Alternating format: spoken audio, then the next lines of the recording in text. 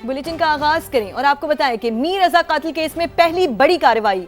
मकतूल का पहला पोस्टमार्टम करने वाला जिना अस्पताल के मेडिको लीगल अफसर डॉक्टर उसामा को ओहदे से हटा दिया गया। शवाहिद छुपाए या किसी को बचाने के लिए गलत रिपोर्ट बनाई। रिपोर्ट में गलती हुई या संगीन गफलत, इंक्वायरी कमेटी के सामने कई सवालों के जवाब देना होंगे। मीर रजा के फोन और स्मार्ट वॉच की इंक्वायरी के लिए FIA और NCCIA से मुआवनत ली जाएगी। तेजाब की बोतलों का भी केमिकल एग्जामिन करवाया जाएगा। डिजिटल करेंसी की मनी ट्रेल भी हासिल की जाएगी।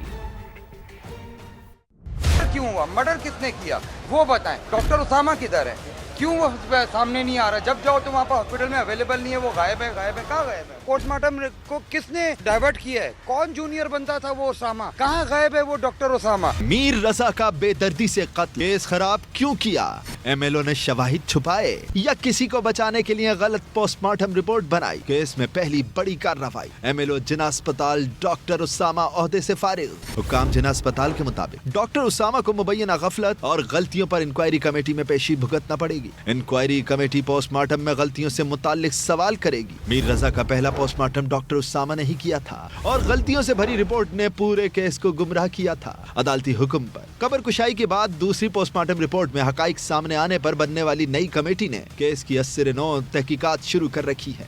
नई टीम जाए वक़ुआ से मिलने वाली तेजाब की बोतलों का भी केमिकल एग्जामिन करवाएगी। डिजिटल करेंसी की मनी ट्रेल भी हासिल की जाएगी। मीर रजा के मोबाइल फोन और स्मार्ट वॉच की इंक्वायरी में मुआवनत के लिए FIA और NCCIA को भी शामिल कर लिया गया है। National cyber crime investigation agency के मुताबिक मीर रजा के खिलाफ कोई डेटा मौजूद नहीं है। डेटा की फरहमी के लिए NCCIA को SSP इन्वेस्टिगेशन को रंगीन खत लिखा था। इसी हवाले से पेशरफ्त का जायजा लेने मीर रजा के वालिदैन भी NCCIA के दफ्तर पहुंचे।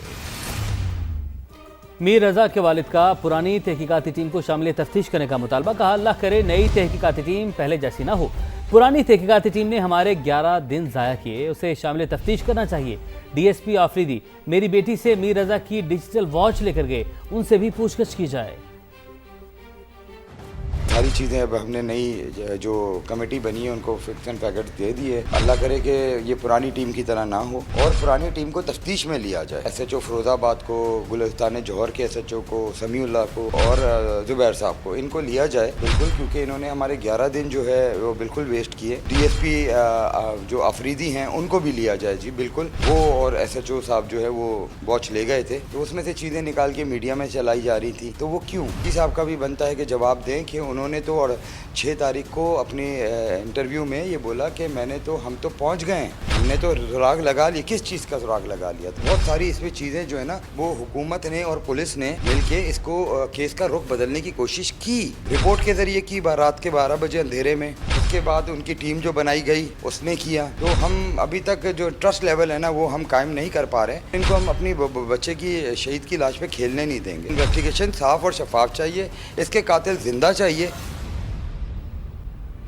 मीर रजा केस में गलतियां हुई। IG सेंट जावेद आलम ओजो का बड़ा एतराफ़। कराची में वकला से खिताब करते हुए कहा मीर रजा केस में पुलिस ने गलती की है तो मेडिको लीगल अफसर ने भी गलती की, लेकिन अब हमने इसका अजाला किया। नई कमेटी बनाई है जिस पर मकतूल के वालिदैन को भी एतमाद है। नई टीम पर कोई दबाव नहीं। हेल्थ डिपार्टमेंट में मेडिकल लीगल ऑफिसरों ने कोताहियां की हैं। मैंने जिस तरह कहा कि कोताहियां होती हैं लेकिन उसका फिर हम तदारुक करते हैं, तो हमने तदारुक किया है नई कमेटी जिसपे सबसे ज़्यादा बड़े स्टेक होल्डर उसमें वालिदैन हैं। उन्होंने उस पर तसल्ली का इजहार किया है अभी तक, और इंशाल्लाह मैंने टीम को कहा है कि आप ओपन माइंड के साथ देखें, इसको वेरीफाई कर लें। उन पर कोई प्रेशर नहीं है और नई शुरू में इतना ऐसा कोई प्रेशर था, गलतफहमी की बुनियाद थी, और अगर इसमें कोई मुलविस पाया गया तो उसको हम स्पेयर नहीं करें। बलूचिस्तान में बम धमाके और सिक्योरिटी फोर्सेस के ऑपरेशन में फिलहाल हिंदुस्तान के 18 दहशतगर्द मारे गए। ISPR के मुताबिक जिला सोराब में दहशतगर्दों की बारूद से भरी गाड़ी तैयारी के दौरान फट गई, जिससे 8 दहशतगर्द हलाक हुए। धमाके से 3 शहरी भी शहीद हुए। क्लियरेंस ऑपरेशन के दौरान फरार होने वालों का सुराग लगाकर मजीद 10 दहशतगर्दों को ठिकाने लगा दिया गया। शदीद फायरिंग के तबादले में 2 बहादुर जवान जख्मी हुए। कौमी क़यादत का कामयाब ऑपरेशन पर सिक्योरिटी फोर्सेज और बलूचिस्तान पुलिस को खिराज तहसीन। सदर मुमलिकत ने जख्मी जवानों की जल्द सेहतियाबी की दुआ की। वज़ीर-ए-आज़म शहबाज शरीफ का शहरियों की कीमती जानों के ज़िया पर दुख का इजहार। कहा दहशत गर्दी की इफरीत के मुकम्मल खात्मे तक ये जंग जारी रहेगी। आगे बढ़ें और आपको बताएं, पेट्रोलियम मसनूआत की कीमतों का यौमिया तयन। हुकूमत ने हास्पी डीजल की कीमत में 54 पैसे फी लीटर इजाफा कर दिया। पेट्रोल की कीमत में 94 पैसे की मामूली कमी। 13 अगस्त के लिए जारी ओगरा नोटिफिकेशन के मुताबिक पेट्रोल की नई कीमत 324 रुपये 98 पैसे फी लीटर और हाई स्पीड डीजल की नई कीमत 382 रुपये 79 पैसे फी लीटर हो गई। अब आपको बताते हैं, अमेरिका इस्लामाबाद MOU पर अपनी जिम्मेदारियां पूरी करे। ईरान ने अमेरिका के साथ जंगबंदी में तोसी की खबरों की तरदीद कर दी। ईरानी अहदेदार ने राउटर्स को बताया कि जंगबंदी शुरू होने की कोई तारीख मुकर्रर नहीं, तो तोसी कैसी। अमेरिका ने 48 घंटे बाद ही माहिदे की खिलाफ वर्जी कर दी थी। इससे पहले तुर्क न्यूज़ एजेंसी ने दावा किया था कि अमेरिका और ईरान के दरमियान 60 रोज़ा जंगबंदी में तोसी पर इत्तफाक हो गया। रिपोर्ट के मुताबिक जंगबंदी में तोसी इस्लामाबाद मुफाहमती यादाश्त के तहत हुई। अफ्रीका ने सालिसों को आगाह कर दिया।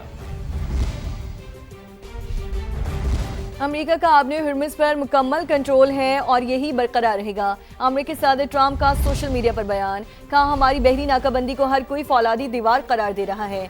ईरान के पास बहरिया है न फजाइया, बाकी फौजी तनख्वाहों से महरूम है। महंगाई 300% तक पहुंच चुकी है।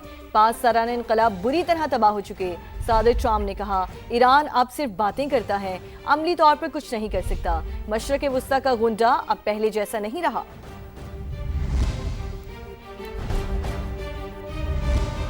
वज़ीर दाखिला मोहसिन नकवी का ईरान का अहम दौरा। सुप्रीम नेशनल सिक्योरिटी काउंसिल के सरबराह मोहसिन रज़ाई से मुलाकात। पाकिस्तानी क़यादत का अहम पैगाम पहुंचाया।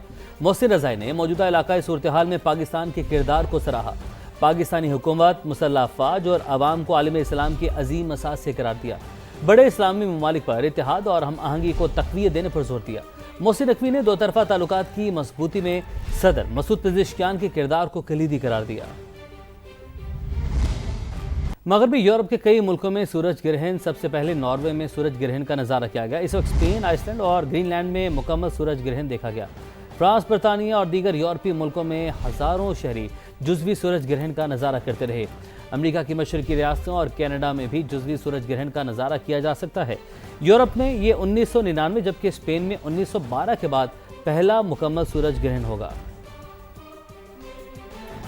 सुथरा पंजाब के दावे सिर्फ तशहीरी मुहिम तक महदूद रह गए। लाहौर के इलाके हरबंसपुरा के अतराफ की आबादियां हुकूमती दावों की कलई खोलने लगी। सरकारी स्कूल के अतराफ दलदल से बच्चों को खतरा, रिपोर्ट करेंगे उस्मान अलीम। जी बिल्कुल, मैं इस वक्त हरबंसपुरा के इलाके कोटली गाजी हुसैन कॉलोनी में मौजूद हूँ और यहाँ पर सफाई की अबतर सूरत हाल ने रिहायशियों का जीना दोबर कर रखा है। आइए चलते हैं हुसैन कॉलोनी कोटली गाजी के रिहायशियों के पास और उनसे जानते हैं कि उनके क्या मसाइल हैं और वो यहाँ पर कैसे सर्वाइव कर रहे हैं। आइए। सफाई का बहुत नाकस इंतज़ाम है इधर, कोई इधर नहीं आते सुथरा पंजाब वाले। ये आगे स्कूल है बॉयज़, उसके अंदर वो नीचे हो गया और जो सड़क का सारा पानी होता है वो सारा उसके अंदर अब जमा है। फैमिलीज हैं इधर, रिहाइश है लोगों की। तो ये जो ग्वाला कॉलोनी के लोग हैं ना, ये गोबर की वजह से, कीचड़ की वजह से लोग यहाँ पे बहुत ज़्यादा डिस्टर्ब हैं। कोई वर्कर सुथरा पंजाब का नहीं आता, अगर आता हो तो ये कंडीशन आपको नज़र तो ना आए। ये हरबंसपुरा गवर्नमेंट मुस्लिम हाई स्कूल के मनाजर हैं जो हम आपको दिखा रहे हैं और ये सुथरा पंजाब के दावों पर एक बड़ा सवालिया निशान है। अभी तो छुट्टियां हैं मगर स्कूल खुलने के बाद उन बच्चों का क्या होगा जो इस स्कूल के तालिब इल्म हैं। आप पीछे देख सकते हैं कि किस तरीके से यहाँ पर गंदगी, गोबर, कचरे के ढेर और तकरीबन 3 से 4 फुट दलदल बनी हुई है। यहाँ पर इसी स्कूल के एक टीचर जो हैं वो भी हमारी समा की टीम को देखकर यहाँ पर पहुँचे हैं। कैसे पढ़ाते हैं यहाँ पर? ये हमारे स्कूल का मेन गेट है और इसके सामने आपको गोबर और ये गंद सारा नज़र आ रहा है। तो इस वजह से ना स्कूल में एंट्रेंस तो बिल्कुल ही इम्पॉसिबल है और बल्कि काफ़ी दिनों से, जब से बारिशों से पहले का ये सीवरेज वाला निज़ाम जो है ना ये ख़राब हुआ हुआ है। SDO वासा को भी हमारे हेडमास्टर साहब ने एप्लीकेशन दी है और जो AC शालीमार है उन्होंने बजाते खुद इधर विज़िट भी किया है, ठीक है। और उसके बाद भी विज़िट किए हुए कितने दिन गुजर गए? विज़िट किए हुए भी 2 हफ्ते गुजर गए हैं। जब पहले बारिशों का स्पेल आया तो उस टाइम जो है ना वो आए थे, उस टाइम वक्ती तौर पे उन्होंने सारी सफाई वगैरह करवाई है। बच्चों के पढ़ना तो बड़ी दूर की बात है, पहले एंटर तो हों, यहाँ से एंट्रेंस का ही कोई रास्ता नहीं है। यहाँ पर सफाई नहीं है तो तालीम जो है वो तो बहुत दूर की बात है। यहाँ पर आप देख सकते हैं कि किस तरीके से गंदगी, बदबू और ताफुन ने डेरे जमा रखे हैं जो कि यकीनी तौर पर तालिब इल्मों की सेहत पर भी बुरे असरात डाल रहे होंगे।